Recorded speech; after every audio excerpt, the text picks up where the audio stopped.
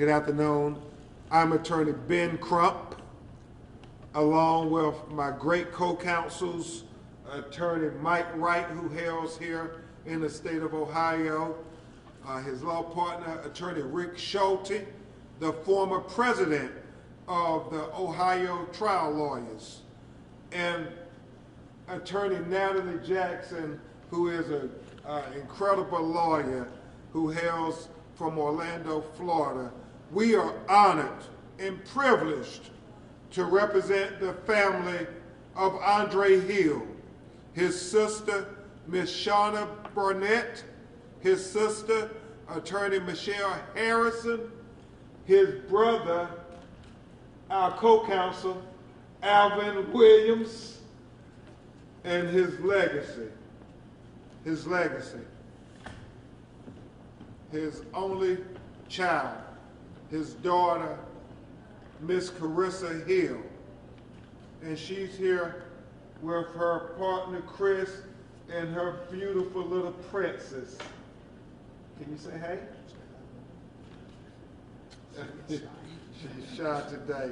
But we thought it fitting that she be here because, you know, really, when she grows up, she's going to ask what happened to her papa, Big Daddy, who adored his grandchildren. He lived in the house with his daughter and the grandchildren and helped provide for them, helped make sure they had a home that was filled with love. And when she asked about him, his daughter and their family would talk about this historic day. And that's why we come here to applaud the city leadership in exhibiting responsible leadership, to say that Andre Hill's life mattered, that his life mattered, and to send a message that we're better than this, America.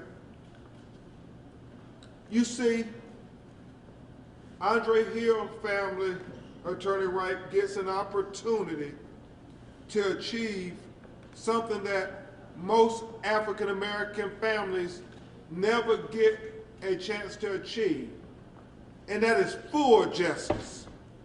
Full justice. You know, this civil resolution, which as we understand it, Attorney Schulte, is the highest amount ever paid out in a pretrial civil rights police excessive use of force case in the state of Ohio.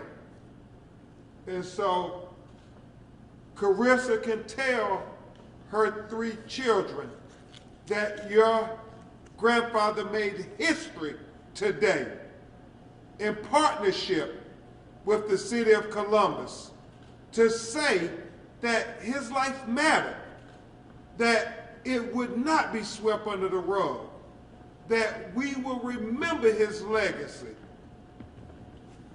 The fact that you have this historic settlement, not just for the $10 million amount, but more importantly, Attorney Jackson, for the policy implications.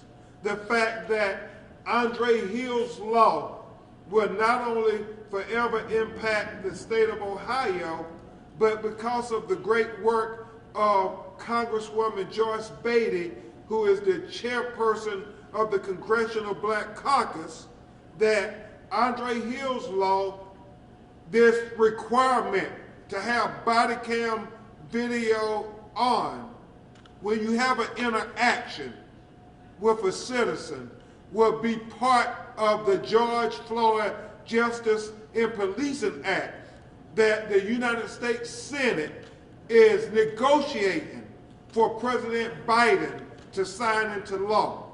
Well, that is part of Andre Hill's legacy, thanks to the responsible leadership that comes from Columbus, Ohio.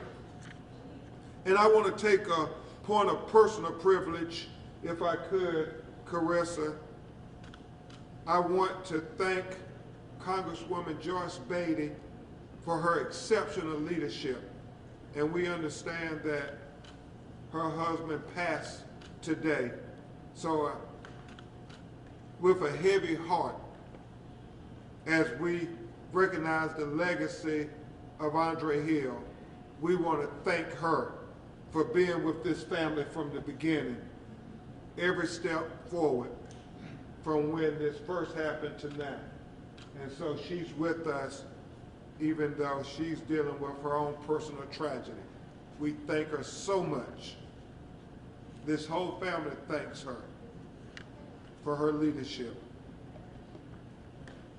Full justice is not just about a civil resolution. And we thank Mayor Geether and the city leadership, the city council president Shannon, and all for their amazing leadership, because this is the first step to being able to get full justice. We're vigilant and focused that we also get criminal accountability. We have done what we can do, these great lawyers and myself. 7th Amendment allows for civil justice. The 10th Amendment allows for criminal justice. So we want the Attorney General of the state of Ohio to continue to make this historic moment for the state of Ohio, so all America can learn from Ohio.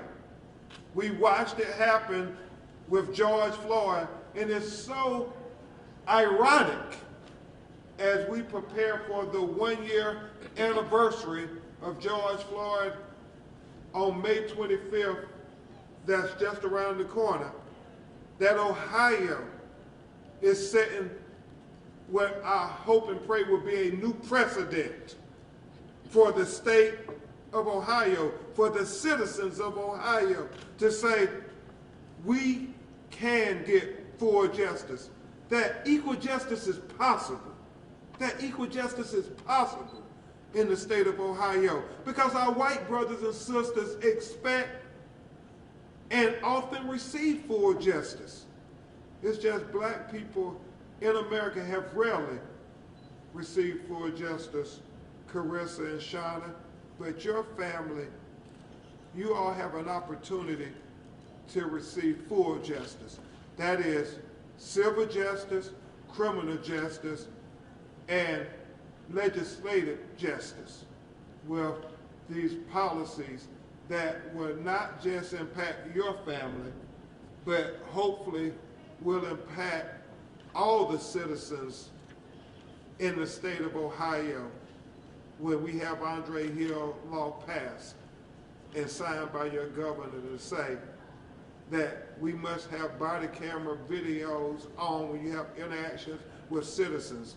And Sean and Alvin, that you must give life-saving medical assistance when possible to every citizen. That's black citizens, brown citizens, red citizens, white citizens, all citizens should be treated equally. And we thank the city leadership for saying that we're better than this America, that we can be more just to all of our citizens. So we document this historic day, and we thank the city leadership for saying that Andre Hill life matters. With that, you're going to hear from Attorney Mike Wright and Attorney Rick Schulte, Attorney Natalie Jackson, and then you will hear from the people who matter most at this day, the people who will define the legacy of their loved one. Because to us, it's a case. Andre Hill has become a hashtag. The video has went viral. But to her, this is her flesh and blood. This is her father. This is the person that will have to answer the question to Andre's grandchildren. And so this is what this is about. Attorney Mike Wright. Good afternoon, everyone. I want to acknowledge the hard work of Attorney Ben Crump. Ben, thank you for all you do. Also for Attorney Richard Schulte, Attorney Natalie Jackson, Attorney Robert Gresham. We had a team, and we worked together for this family. I want to also really acknowledge the family. They have went through this process with poise and grace. They have really, this is really a beautiful family, and this is a very tragic situation. Although, you know, the civil resolution is a great thing, as Attorney Crump indicated. When all this is said and done, this family is still going to be here. I praise this family for unifying and for carrying I praise this family for unifying and also for being together and really supporting one another. I also want to thank the City of Columbus for their leadership. As Attorney Crump indicated, they did the right thing.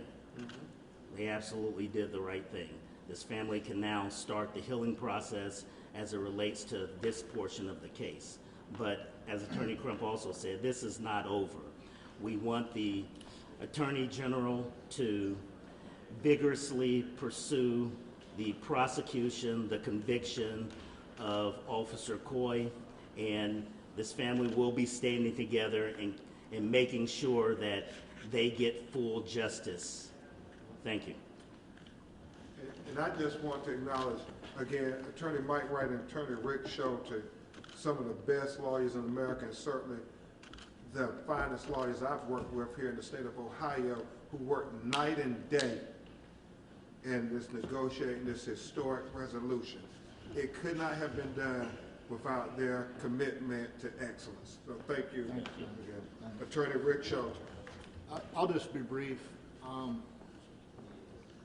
As a trial lawyer, you learn that leadership requires that you deal with failures and you deal in truth. Okay?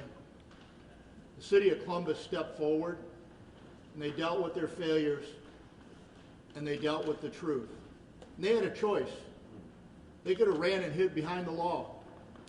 They could have delayed justice for this family, and they chose not to. They stepped forward and they decided to acknowledge their failures and do the right thing before they ended up in a courtroom. And they need to be applauded for that. It helps this family in their healing process and was the right thing to do. It's a step in the right direction. And I'm just honored to be on this legal team and help this wonderful family. Thank you from the bottom of my heart. Thank you, Rick, for being a good anchor for the legal team. You and Mike, I mean, I can't say enough good things about you all. What fine lawyers we have here in Ohio that really help set the example for the nation. So thank you. I can't say enough about the calming effect that Attorney Natalie Jackson had with this whole family, but especially Carissa. Those nights when she called crying, said they took my dad. They took my dad. It was oftentimes Attorney Jackson counseling me, saying that, hey, we have to not just be technical, we have to understand over and over again that he meant the world to his little girl. And I can never overstate her importance to this legal team and making sure everybody was unified and kept up to speed, especially when I got busy, when Mike and Rick got busy. Natalie always sacrificed her time night or day to be here for the family. And she did it with Trayvon Martin's family when we worked together and so many other families. So this sister is one of the best lawyers in America, and I'm so proud to call her my co-counsel, Attorney Natalie Jackson. Thank you, Ben. Thank you, Mike. Thank you, Rick. I think that the most important thing that we need to talk about, now that we've talked about the restitution to this family, which is owed, is the policy and the justice part. And that comes from the activists on the front line. So one thing that we always want to do when we're in these cases, I know with Attorney Crump, he is always saying, let's remember the activists, because without them, we couldn't do the job that we do. We go to the court, but they go to the streets, and we really appreciate all the work that they do, and they help not only to get the restitution for this family, but the policy and the justice for society. So what we see now in the George Floyd and Policing Act, we see the Andre Hill law being incorporated into that, where now when police officers encounter a citizen, they have to have their cameras on. There's no more excuses to have your cameras off. So we'd like to thank, I think on behalf of the team, and I know Attorney Crump is really, this is one of his passions. And his passion is that we change society and we make it a more just society for everyone. Thank you all for coming. Thank you for the family. Thank you for this team and allowing me to be a part of this team. I really love you all. Thank you, Attorney Jackson. And now we will have Andre's oldest sister, Miss Shauna Barnett. Well, the matriarch of this. Hi, everybody. Right. Thanks for coming. One of the things that I wanted to just talk about was my memory of my brother. Today does mark a historic day for us. It's a joyous day, but it's also a sad day too because he's not here. He's always been the person who cared for everybody, made sure everybody had everything they needed, wanted. If they didn't, he would find a way to do it. So with him not being here and being able to comfort us and to take care of us, that hurts my heart that he's not here. But those are some of the fond memories I have of him as far as taking care of us and always being there for us, and most definitely for his daughter, Carissa, and his grandbabies. He loved his kids and his grandkids so much. And of course, the whole family as well, because like I said, he looked out for everybody, not just brothers, sisters, aunts, uncles, cousins. It didn't matter. Whoever needed something, he was there for them. So this today actually marks another portion of where he's still here with us, just not physically, but he's still here with us. His legacy is going to live on.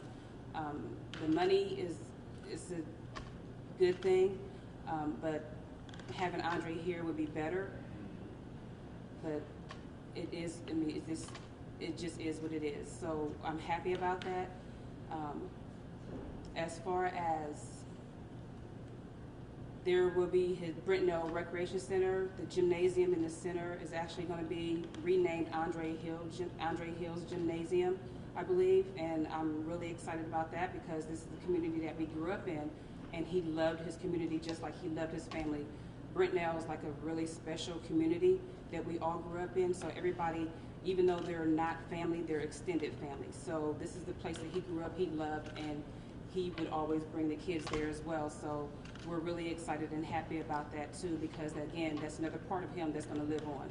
So even when the grandbabies get older, they'll be able to go there and recognize what this means.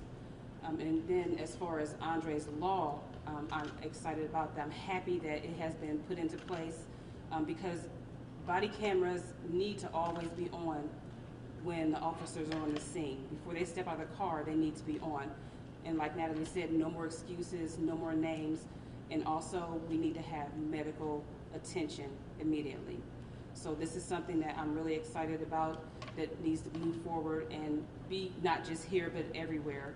So like Attorney Crump said, this is going to be something that's going to be incorporated. We're happy about that. So there's just so many things going through my head that I could talk about, but I don't want to take up everybody's time.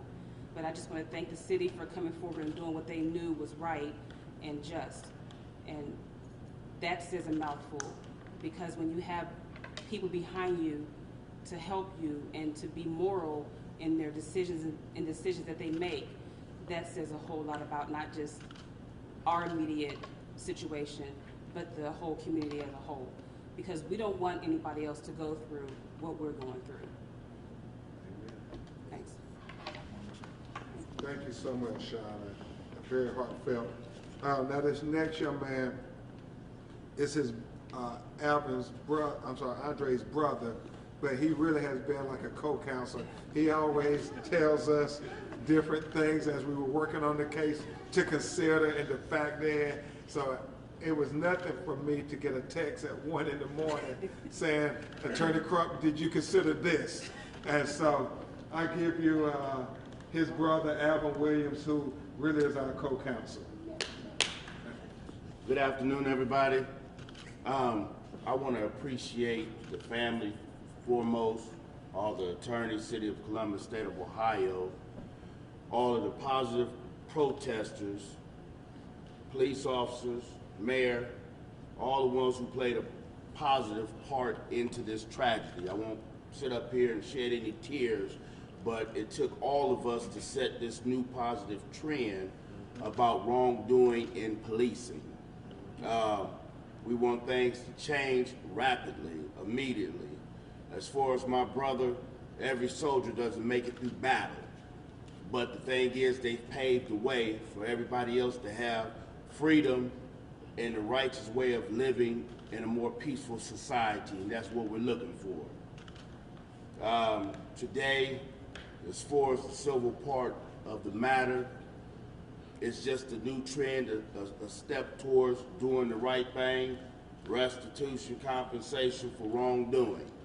But it doesn't conclude what really needs to be done, and that's to set a new mark, a new landslide of everybody in this society being able to live and know that they're going to live in peace and righteousness. Today is a day of freedom mentally, to know that things are moving into the right direction. And like I said, all the reporters, TV broadcasters, it took all of us to set this new landmark. And hopefully we can change some things, not overnight, but eventually. So everybody keep their heads up, and who's ever on the bandwagon for justice, stay on it, because the train is just to start moving. Well said, co-counsel. And now we will hear from the legacy of Andre Hill.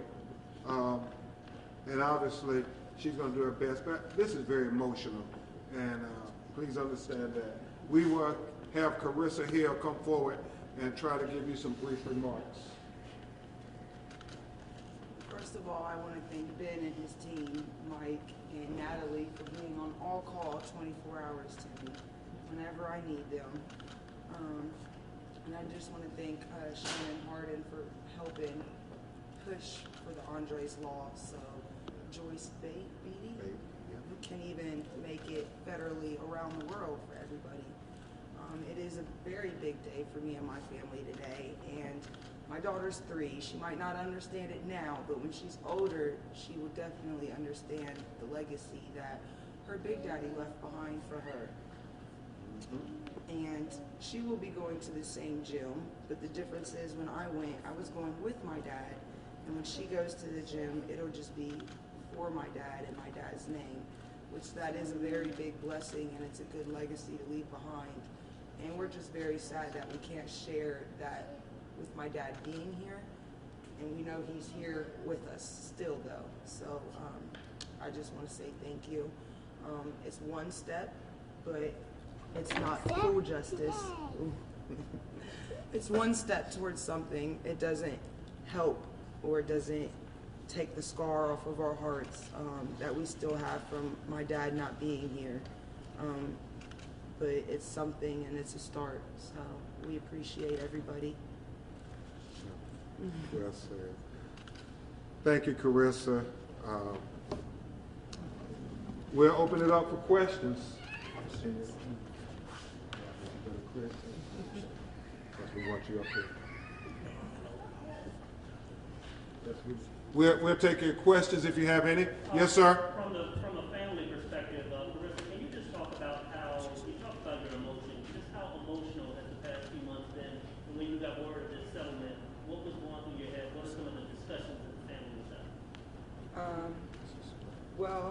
It's very emotional because every day you turn on the TV, you see a new killing.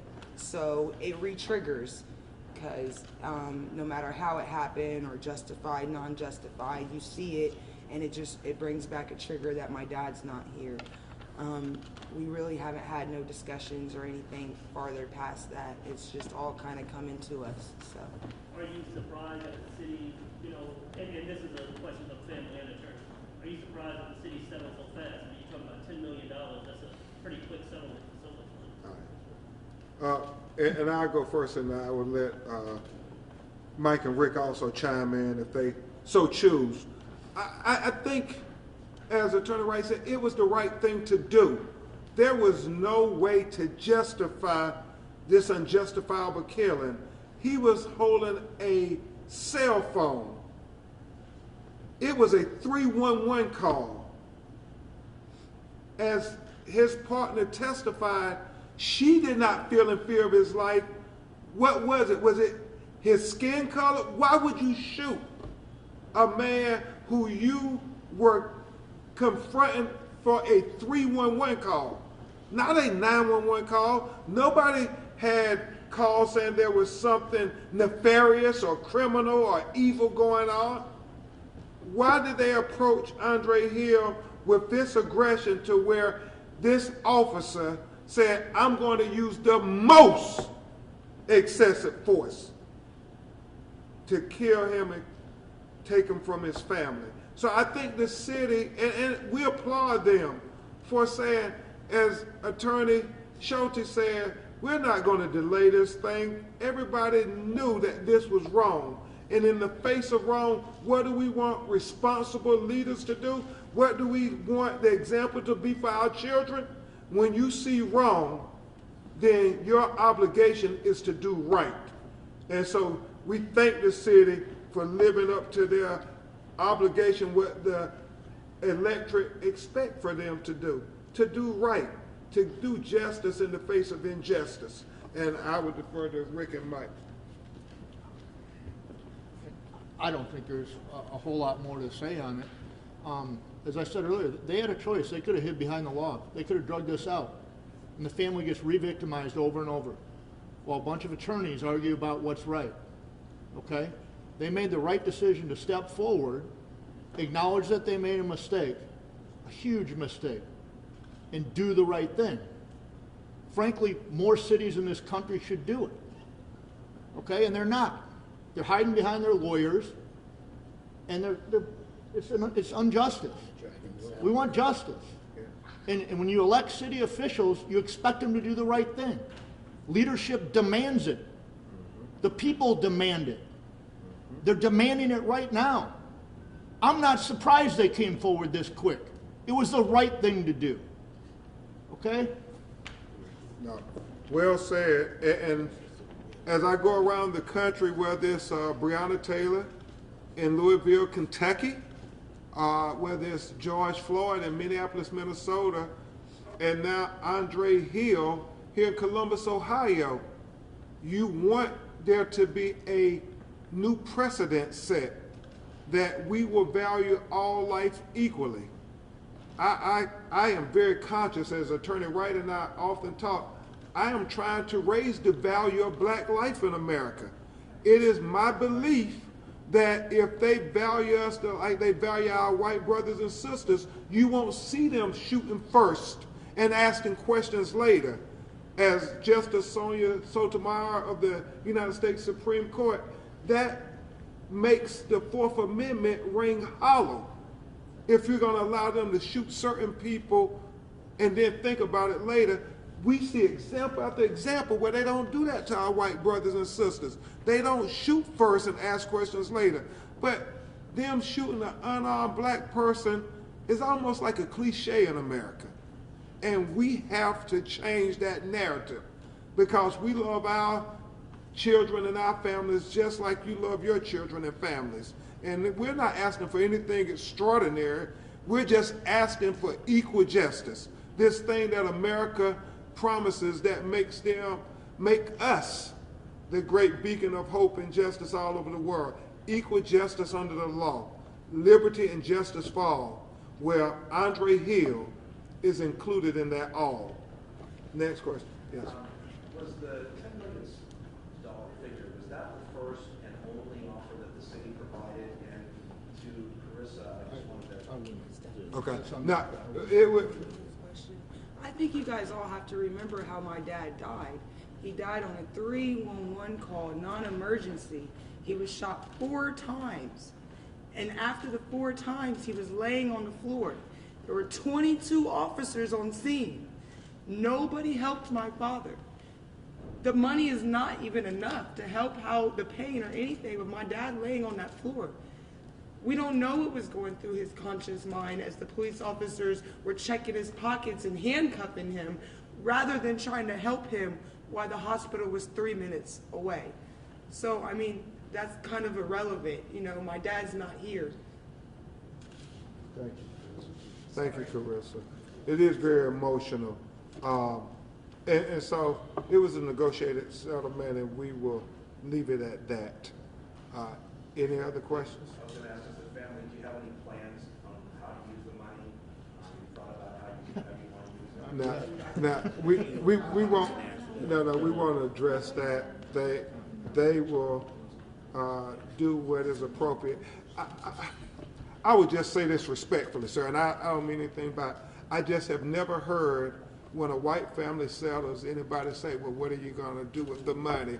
And so we don't want it to be a double standard when black people recover a civil settlement under the 7th Amendment that, you know, they will do the same things that I think most Americans would do. They would try to use it responsibly to honor his legacy.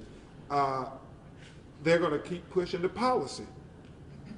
They're going to keep pushing the policy because it's not just about Andre Hill. It's about, unfortunately and regrettably, the next Andre Hills if we don't do something about this. What about the dozens of black people who have been killed in this city who was swept under the rug? They're trying to prevent that from happening. I think that's what Charlotte and Alvin and Michelle collectively said when we first sat down with them. And Carissa, I mean, she never mentioned anything about money when we first talked. She talked about Andre's law. I mean, from day one, that's what she said. I want a law so my father's legacy will live and his death won't be in vain.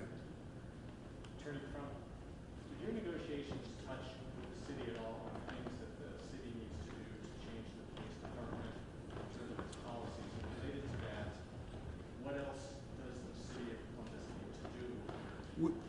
And I'm going to have Attorney Mike Wright and Attorney Nella Jackson chime in too. But we talked a lot about that.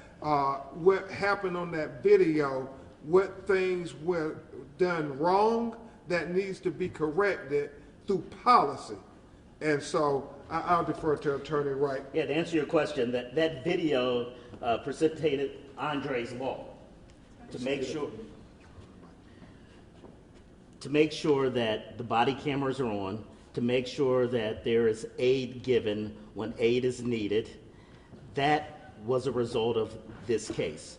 That was a result of us negotiating with the city. So it wasn't only about monetary compensation. It was about systemic change in the department so that we won't be standing here again talking about how another young man was shot and killed in Cincinnati unjustly, in Columbus unjustly.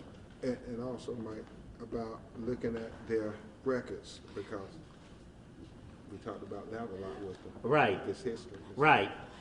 Also, regarding the history of the officers, you know, their use of force, how that's monitored, how their use of force is going to be subject to penalties, and to try to eliminate those officers that shouldn't be on the force. Those officers that are brutalizing the citizens of Columbus, those officers that aren't doing their job, that's making the other officers look bad. You know, so we've had a lot of conversations with the city about them making systemic change such that we won't be in this position again. No, that's good enough. And that was important. I wanted Mike to touch on that because he was very passionate as we talked to them about looking at this particular officer's history to say that had you dealt with this, Andre Hill would still be here. As Carissa said, it was a 311 call. We know there was video out there that showed horrific excessive force by this particular officer prior to him killing Andre Hill. Why wasn't it addressed? And so, like they're doing in Minneapolis, they are really trying to get to the crux of the matter to say that we have to deal with this. And I know historically, you had the union always try to justify no matter what a police officer does. But really, is that helping the problem? We have to try to solve this problem and acknowledge that there is a problem and not just keep kicking the can down the road.